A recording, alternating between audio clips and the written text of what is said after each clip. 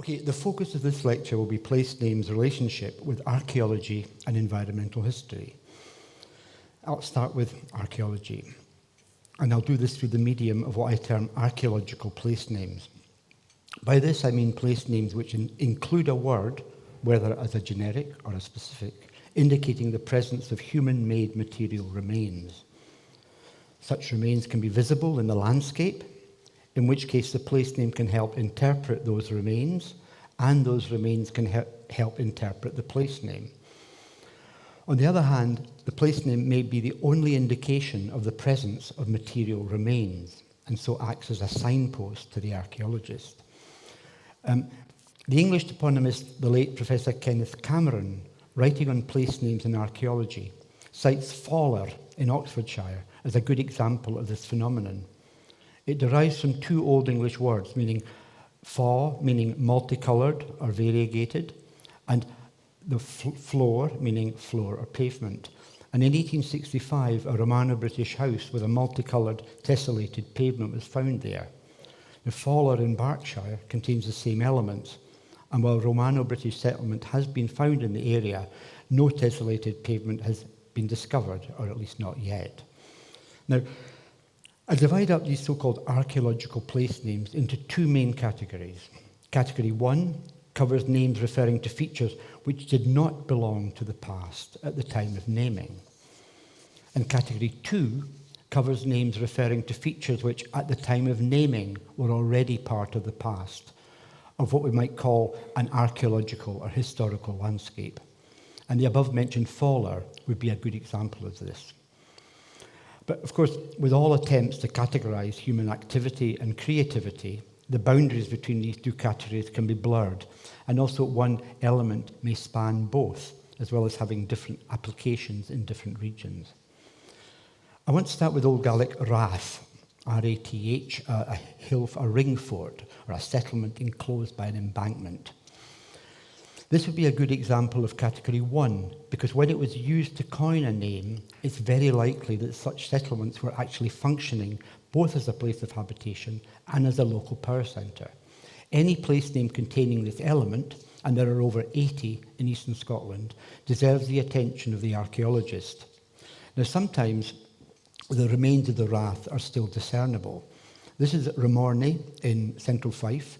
You can see the early forms there, Ramorgane, which is basically the fort of a member or members of the Morgan kin. Now, NMRS note a large enclosure and ring ditch, a short distance southwest of the present farmsteading of Ramorney Mains. And as if that's not enough, they record a double-ditched enclosure 400 metres to the east of Ramorney Mains. And in the same parish, we have a Rameldry, which is the rath associated with a man with the Old Gaelic name Melriach. And here too, there are traces of an enclosure, though not quite as clear as at Ramorney. Now, the remains of some of these fortified settlements were so prominent in the landscape that the word was borrowed early into Scots to refer to an embankment or a mound. And at this point, it can be said that rath not only moves into a new language, but also into my second category, that it becomes a word which describes a feature perceived by the name givers as already belonging to the past. One of the most conspicuous prehistoric artifacts in the medieval landscape would have been standing stones. So it's no surprise that we find them referred to in place names throughout Scotland in all the various historical languages. Now, the most unequivocal element referring to these features in the east is the Old Gaelic word, which would have been pronounced Cortha. Now, in many cases, the eponymous stone monument still exists, ranging from a single standing stone to a stone circle. All in all, I've identified around 25 names which contain this element, from Aberdeenshire to Lothian, around half of which still have their eponymous megaliths. We can therefore assume with some confidence that at the other half there was at least one standing stone which we have lost, perhaps still buried or perhaps destroyed. I would argue therefore that any distribution map of standing stones, stone circles or the like should include these names in some way. Ochorthy in Strichen parish, Aberdeenshire, is one such name in which there is no trace in the landscape or in the archaeological record of the eponymous stone or stones. By chance, however, we do have evidence of the stone here, apart from the name and a vague local tradition. On a 1770 plan of the Mains of Little Achorthy, Mains and Little Achorthy, a standing stone called the Corthy stone is shown with a small drawing of the stone in the field. It's called the Corthy stone fold, in a small field, and that you can see the Corthy stone itself there. Now, besides confirming the existence of the standing stone, as indicated by the place name, it's also of interest that the stone itself has retained the name Corthy. It would seem that in the transition from Gaelic to Scots, the Gaelic word for standing stone was reinterpreted as the name of the stone. But it is also possible that the word Corthy was borrowed into Scots for a time as a common noun, which would explain Scots names like Corthy Muir and Corty Bray in Aberdeenshire. Now, there are 3 places in Fife called Pit Corthy, and all 3 still have their eponymous Cortha in situ. Here's Pit Corthy in Dunfermline. You can see the standing stone in the background. They've nicely built the houses around it. And you can see also that it continues to generate, this monument continues to generate names up into the 20th century. We have other Gaelic words for standing stone in Scottish place names, and one as such is Cara or Carach, appearing in Auchencar and Arran, beside one of the best known of Arran's many standing stones. Now, we do have another Gaelic word for stone, which is clach, genitive singular cloiche. And this is more ambiguous in archaeological terms. It does have archaeological reference, but it's not as clear-cut as with Cortha. In Fife, for example, the term is mainly associated with carved stones, such as this one at Pitlochie in Kinglassie parish. And you can see there the earlier form of Pitlochie is Pitclochin. It's clearly got the clach element in it. And the clach that it's referring to is the Dogton, now called the Dogton cross, a carved, early medieval carved stone. But more commonly throughout Scotland, in Fife it seems to be particularly related to carved stones, but that's not found generally throughout Scotland. More commonly, it refers to a conspicuous, naturally occurring stone, often an erratic block. Such stones are especially prone to attracting stories, but they can also play an important role in the medieval Scottish social and political landscape. And I'll be discussing these aspects of the element clach in my final lecture. Of course, other languages relating to standing stones are also available. Throughout Scotland, from Shetland to Galloway, there are around 20 settlements called variously Standstein or Standing Stone, either in the singular or the plural. In more cases, even than in Cortha names, the eponymous stone or stones are still visible. And if we move to the Western Isles, there is on Lewis a dialect word, Tursa, plural Tursachen, meaning a standing stone. Like so many words in this part of the Gaeltacht, it is a borrowing from Old Norse, the word in question being Thurs, a giant. W.J. Watson writes in 1922 that he has often heard these standing stones called Fervrega, literally false men or men of deceit. This term is found applied to conspicuous stones throughout the Gaeltacht, both standing stones and naturally occurring boulders, because from a distance or in the mist, they look as if they're humans. There's a set here of standing stones with this name, Na Fervrega, literally the men of deceit, in North Uist. There's also an instance in Argyll where it actually refers to a trig point, showing that it was still productive in this usage in the 19th century. Therefore, as an archaeological pointer, it can also be a bit deceitful. Though one day that trig point will itself have disappeared, leaving only the name, if there's anybody around to name it. Now, Old Norse stein, a stone, as with Gaelic clach and Scots stain, can also refer to standing stones. The best known example of this is, of course, Steines in Orkney, where the stein, the promontory of the stone, referring, of course, to the spectacular stones of Steines. Okay, so far you've heard about features that are or were above the ground. The next feature I want to mention has always been below the ground, namely souterrains. They were interpreted in different ways, as picts houses, pechtshuses in Scots, or graves, or simply as a pit of unspecified use. We see this last in the name Pitcur, a settlement in Kettins parish in Angus.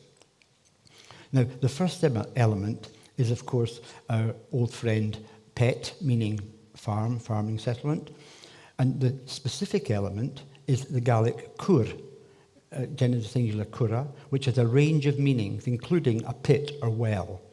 And I think there can be little doubt that the eponymous cur here is the souterrain, and only a few hundred yards from Pitcur farm and castle. But like clach and fervrega, this element can also refer to natural features, especially wet, boggy depressions, such as at Monchur in Angus, the first element of that name being Gaelic monya, a moss or a bog. Nevertheless, wherever the element occurs in a drier context, I think it's always worth thinking souterrains or other underground structures. I'd now like to move to a much larger feature, which, despite its size, can sometimes be signalled only by its name. This is the feature containing the element caer or care. It's related to the Welsh word caer, which we're all familiar with names like in Cardiff or Carmarthen, defined by the Welsh dictionary as a fort, an enclosed stronghold, later a castle or a fortified town.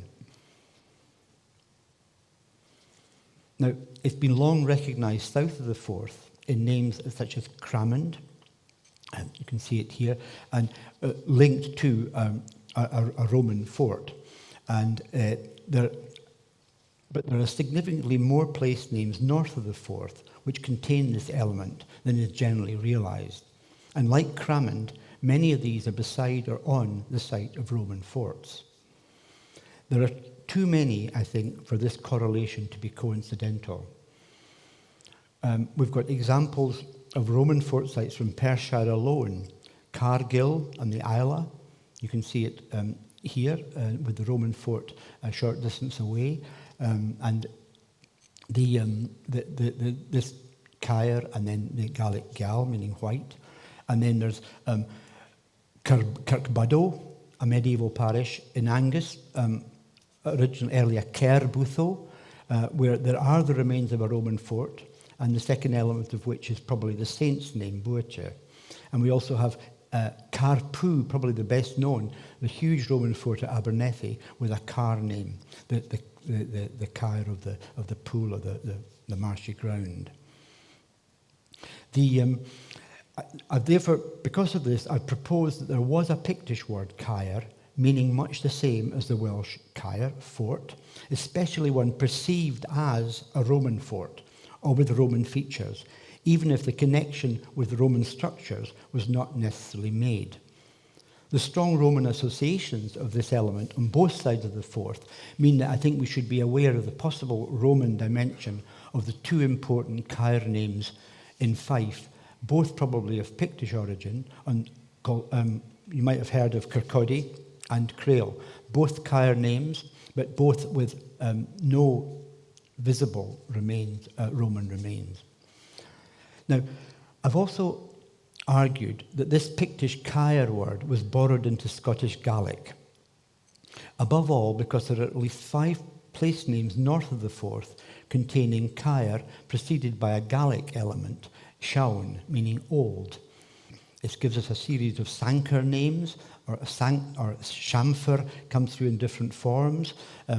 Sanker by Forres, Shamfer in Kincardineshire, and this compound name is so. You also find it in Gaelic, southwest Scotland, the famous Sanker in Ayr, and there's also a Sanker. Well, the better known Sanker Dumfriesshire. There's also a Sanker by Ayr. Now, as far as I'm aware, none of these is associated with a Roman fort, which may provide a clue to the use of the specific old. They might be referring to something that they perceived as non-regular. I'm not saying that these people thought this was built by the Romans, but they're clearly seeing a typology there. And I think with this Schauncair, it's not such a regular typology, and it could be referring to hill forts or something similar. But there has certainly been no Roman, as far as I can see, no Roman traces beside these sankars. So I do think an archaeological assessment of all the sankar place names would add greatly to our understanding of it. In the south of Scotland, in former Northern Brittonic-speaking areas, the element is also frequently applied to Roman fortifications, and we saw that with Cramond, or those perceived to be Roman. The Cramond, in a way, is the classic example of a Cair name referring to a Roman fort, the fort on the River Amond. Other Cair names have clearly got Roman associations are Kirkintillich, earlier Cair Pentallach on the Antonine Wall, and Carmuirs by Falkirk, actually the big Cair near a large Roman fort. But others, south of the Forth, refer to prehistoric hill forts, such as Carfrey near Garvold in East Lothian, meaning something like Fort Hill or Hill with a Fort. The fort there is no longer visible on the ground, but aerial photography has revealed crop marks of a series of ramparts. And Carfrey in Berwickshire is also beside a hill fort, this one still prominent in the landscape. So I think we're seeing in southern Scotland perhaps the Cair referring to a wider range of fortifications. There's a further complication in southern Scotland in that not all the Cairs necessarily refer to an old fortification, whether Roman or prehistoric. Some may refer to a defended farm, perhaps stockaded, the names coined at around the time of the Cumbrian expansion in the 10th and 11th century, which I spoke about in Lecture 2 in connection with the settlement element Trev. Such names would then belong rather to Category 1, i.e. a name coined to denote a contemporary feature, in this case a settlement, as opposed to a Category 2 name that is a feature which at the time of naming was already part of the archaeological landscape. Now, the association between old fortifications and the element Cair or Cair was so strong that it was borrowed into Scots as the word Keir.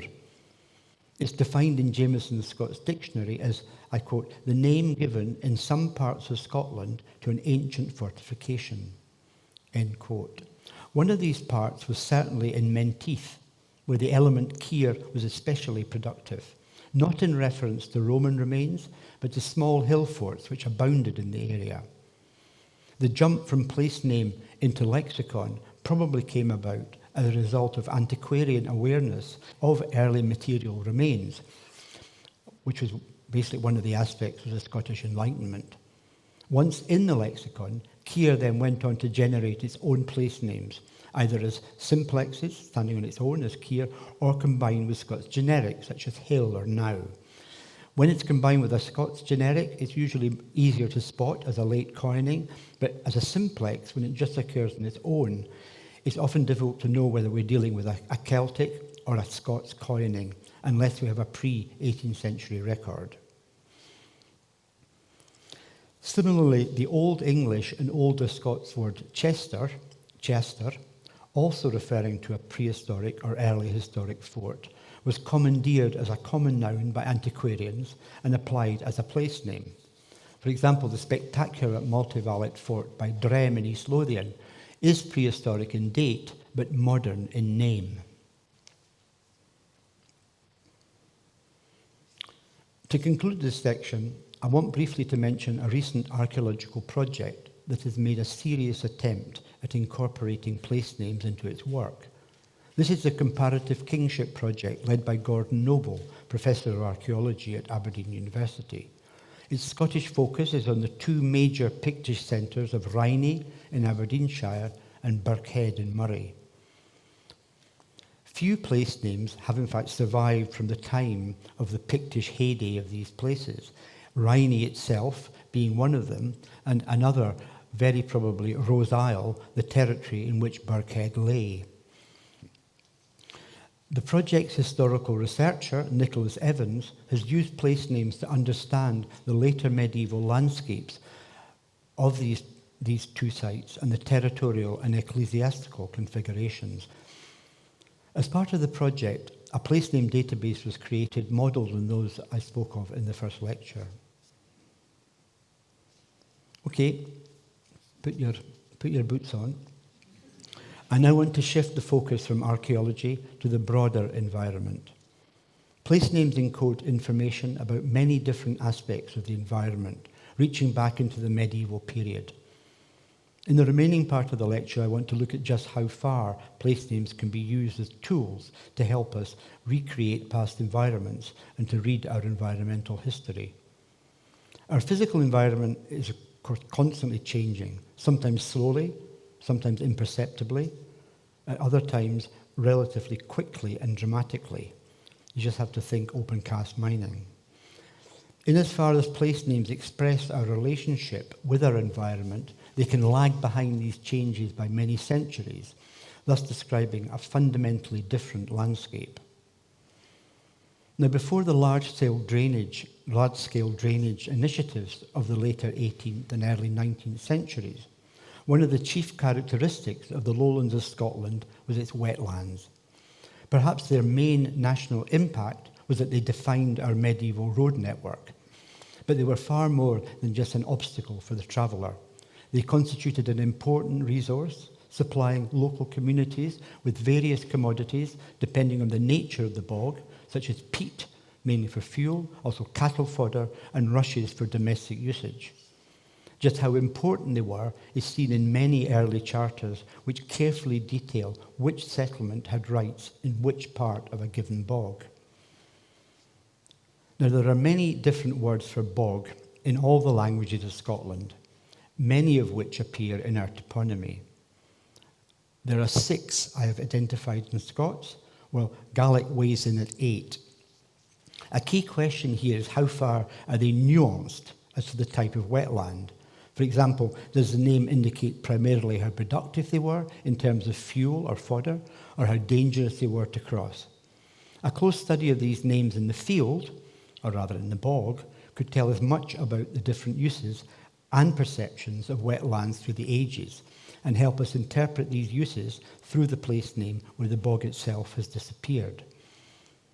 Now, there are some clues, but they need to be tested throughout the relevant linguistic zone. Probably the most productive Gaelic word for bog or moss is maine. That is also the Gaelic word for peat, and this is a bit of a giveaway. It occurs as a specific in several Bala names. There are 6 farms called Balnamoon or Balnamone, Ballinamonia in eastern Scotland, from Banffshire to Angus, all with a definite article, so literally farm of the bog or farm of the moss. And there are, in fact, hundreds of names containing this element in all the Gaelic-speaking zones, both as a specific, as in Balnamoon, or the generic, as in Moynevor, the big bog in Argyll. But there are several other less common Gaelic wetland elements. For example, Epper, as in Aber, at the southeast end of Loch Lomond. You'll see the word there. It's Epper, a bog. Now, Christopher Smout, in 1967, wrote an article, Bogs and People Since 1600. And he writes about the Aber bogs as not being at all peaty and yielding much bog hay, a mixture of wet meadowland plants which supplied important winter fodder before the advent of turnips, silage, and artificial feedstuffs. Now, whether this is characteristic of other Epper names, such as Aberskye in Dores Parish in Verneshshire, still remains to be investigated.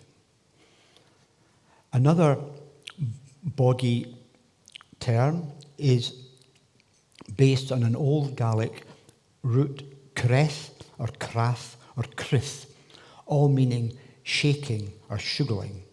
And at the root of names, this is crathes, crathis, crathy, and cray.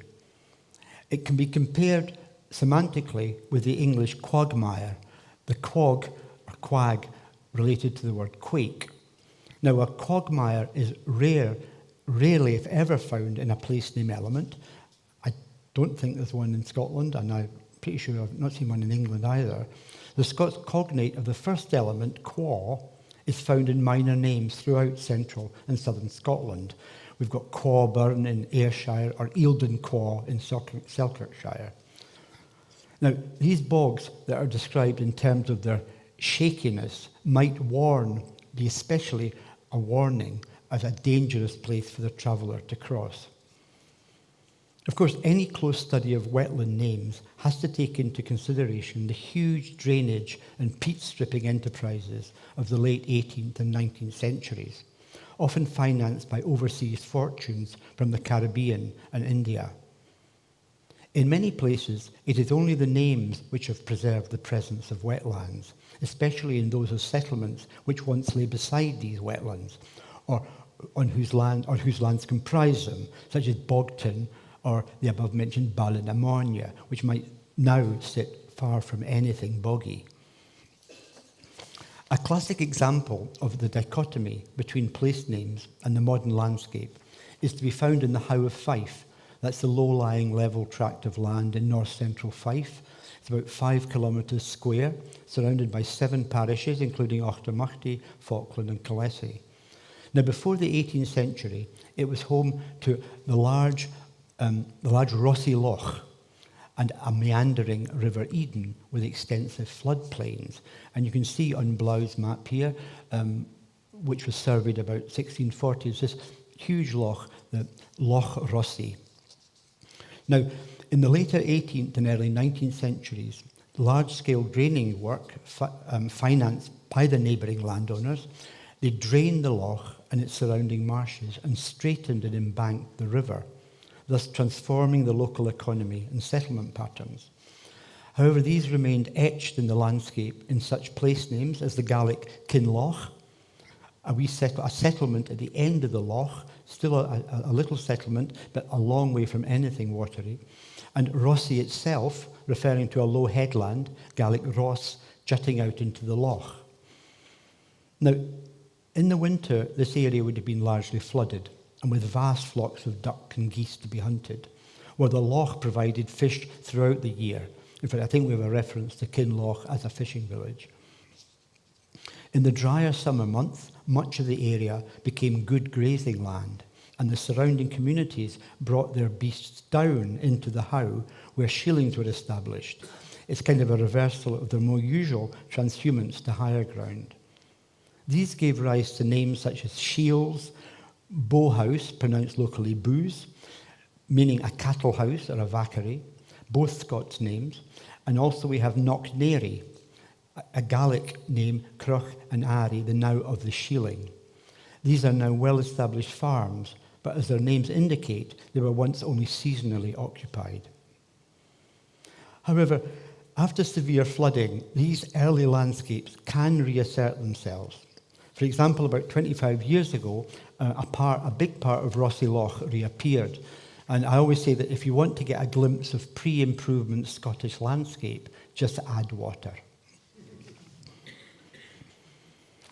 Now, Nature Scot, Natar Alapa, is actively engaging more and more with place names and their potential as a way of understanding eco-environments of the past.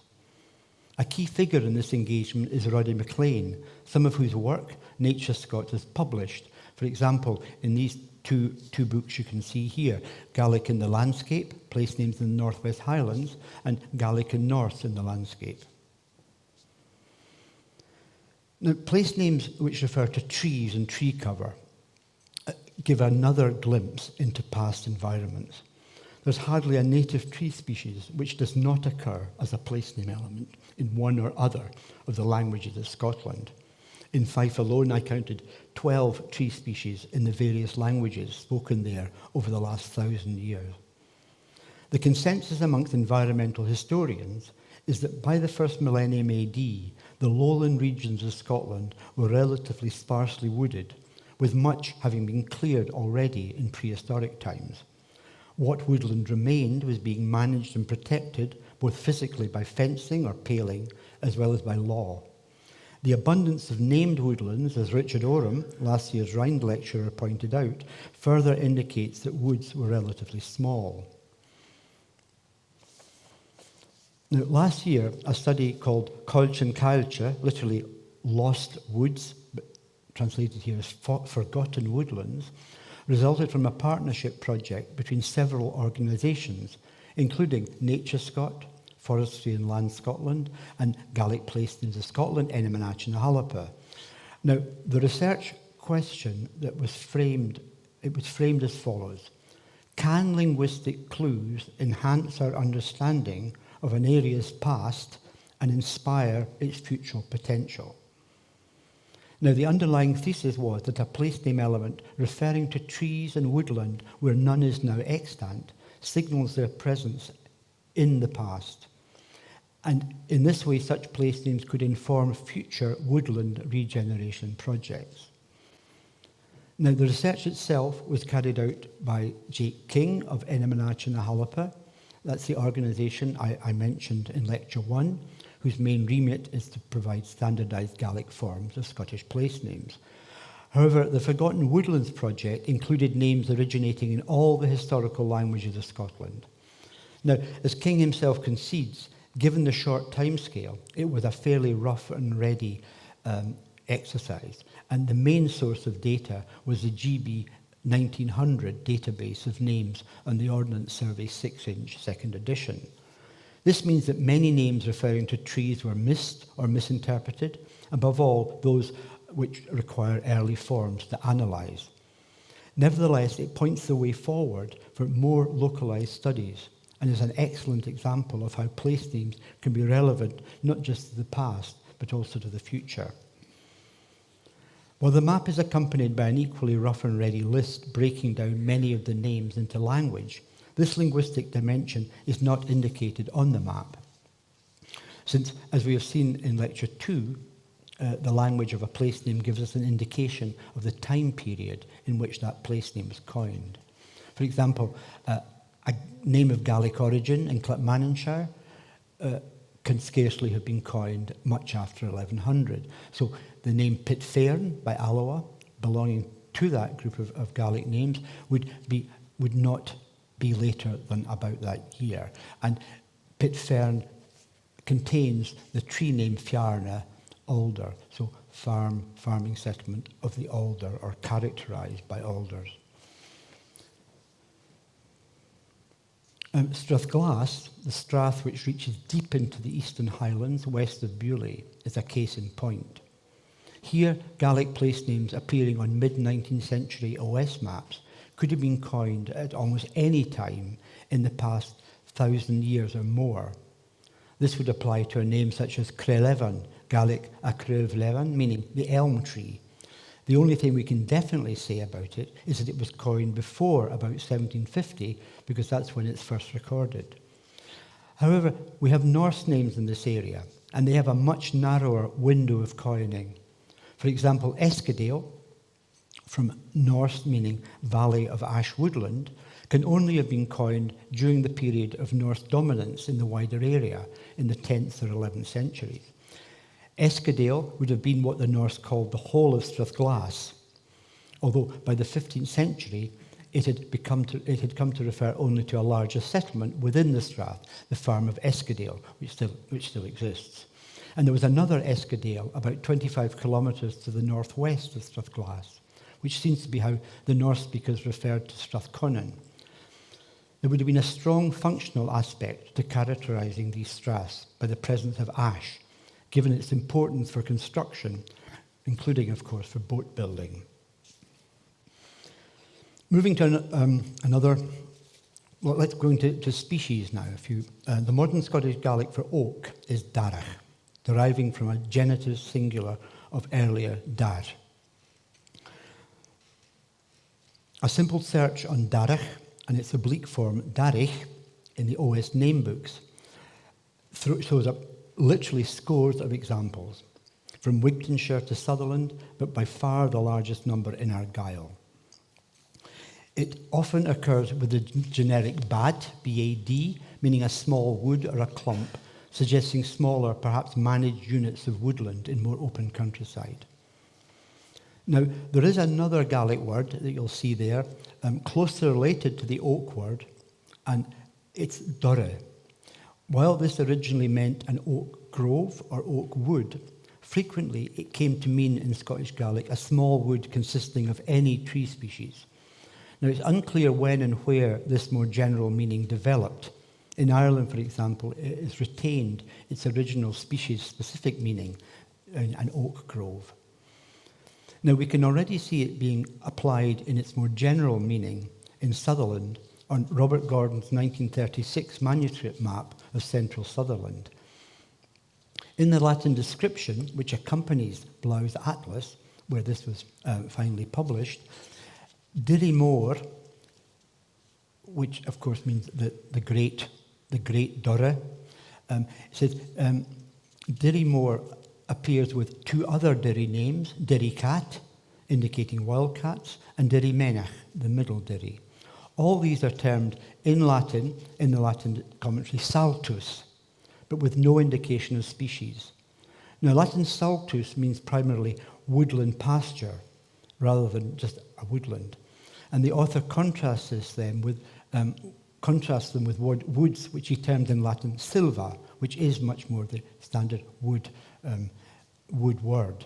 And these are said to be, and I quote him, scattered around here and there. So you've got woodland proper scattered around in this larger durra.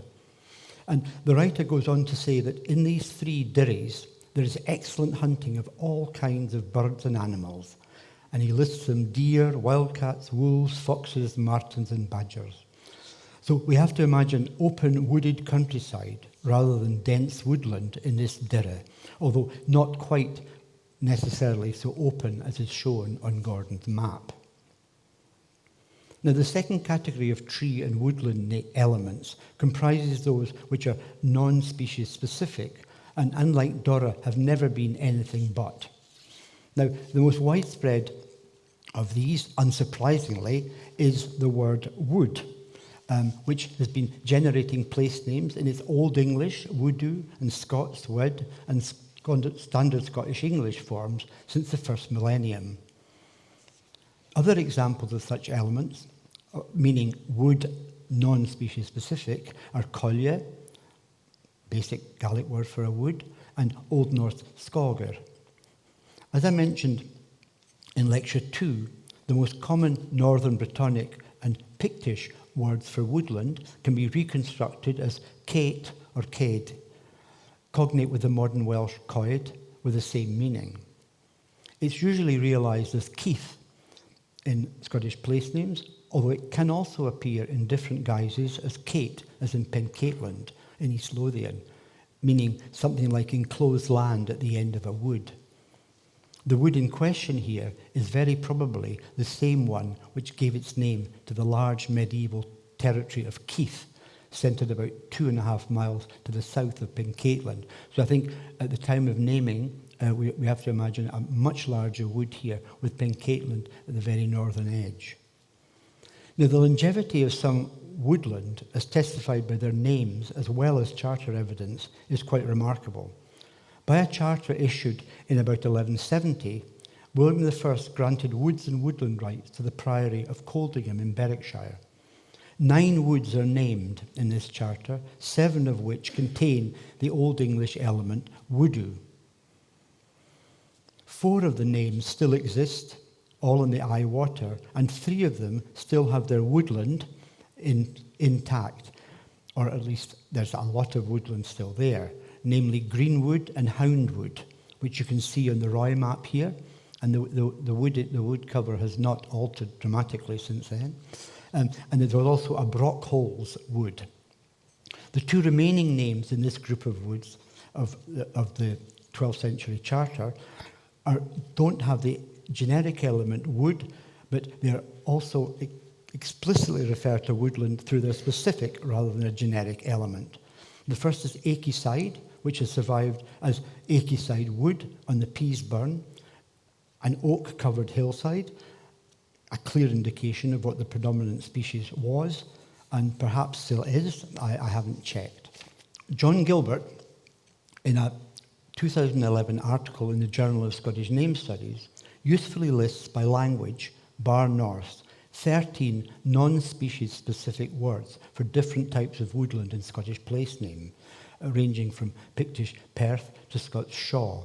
And in this article, he's trying to find out whether you can actually determine the management of woodland and what kind of woodland it was by the different place name elements, as well as by the Latin terms with which they're referred in the charters. And you can see the name of the article there. Okay, I did also promise you some things that fly and run along the ground, and I'm not going to be able to spend too much time on them, but birds, mammals, reptiles, insects are all found in Scottish place names, and they can offer important clues as to former distribution patterns, again using language as a way of creating time horizons in different areas. It must be borne in mind, however, that unlike trees, the application of fauna names was often imprecise by our modern post-Linnaean standards and could vary from area to area.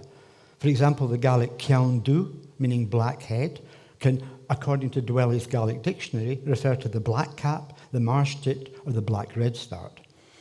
And particularly in the case with various species within a family, for example, Scots whaup does not distinguish between a curlew and a whimbrel. And Scots fumart, literally a foul-smelling marten, clearly originally a polecat, came to refer also to a ferret or a weasel, presumably as the meaning of the original compound was lost. Furthermore, Gaelic tuireann can be a polecat, a marten, or a badger. So we're pretty imprecise stuff. But thankfully, there are words in both Gaelic and Scots which are unambiguous. Gaelic broch can only refer to the badger, as is also the case with its Scots homonym broch. Another unambiguous Gaelic and Scots homonym found frequently in place names is Gaelic cat, Scots cat, the wildcat.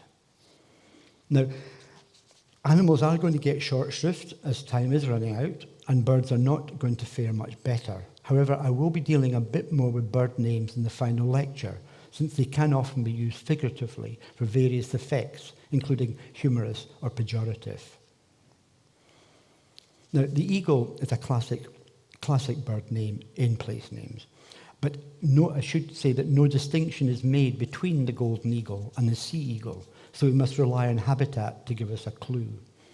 You can see the word here in our various languages, Gaelic yolere, Scots ern or yern, Old English ern, and then Norse ern, genitive singular artnar.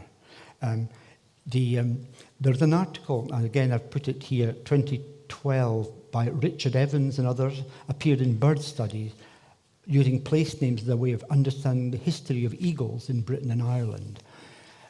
While its treatment of place names is sometimes a bit cavalier, and it does need a bit of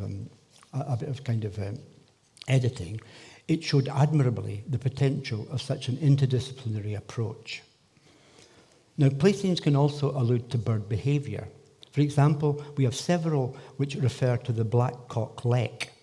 Now, a lek, cognate with the Old English Norse leika, to play, is a spectacular display put on in the breeding season by two male black grouse to impress the onlooking females. And we do get this name in place names. So at Kirkcudbrightshire, the farm of Cocklick, you can see going back to the 16th century, we know therefore there was a blackcock lek in that area.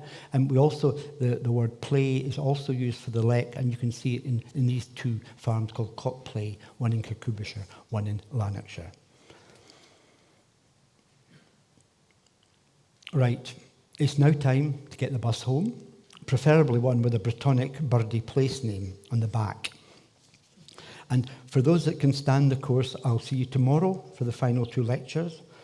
Thank you very much for listening, both here in St. Augustine's and from wherever you are online.